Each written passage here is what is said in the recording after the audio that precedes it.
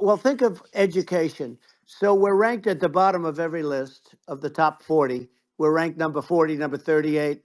Uh, Norway, Switzerland, Sweden, different countries are ranked good. Actually, China's pretty close to the top. They're a top 6 or 7, but we're ranked at the bottom, almost at the bottom, 38, 39, 40. In other words, horrible. And yet we spend more per pupil than any other country in the world. So we spend more.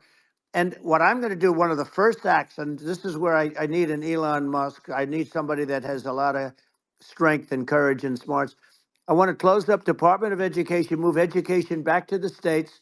But of the Yeah. 50, I would bet that 35 would do great. And 15 of Yeah. them, or 20 of them will be as good as Norway. Norway is considered great. You can name them. I mean, they're so good. Some of Yeah. these countries are so good. But if you go into some of these really well-run states, we have states that don't know what debt is. We have states that have low taxes, no debt, everybody working. They're really well run. Sure. And maybe they have certain advantages in terms of location, in terms of, the land or the sun, and the water and the whole thing. There are a lot of advantages that some people have. But if you moved education back to the 50, you'll have some that won't do well, but they'll actually be forced to do better because it'll be a pretty bad situation. Yeah. But if you think Well, about it, yeah. you'll have some Yeah. of Yeah. these states. I'll bet you'd have 30, 35 states.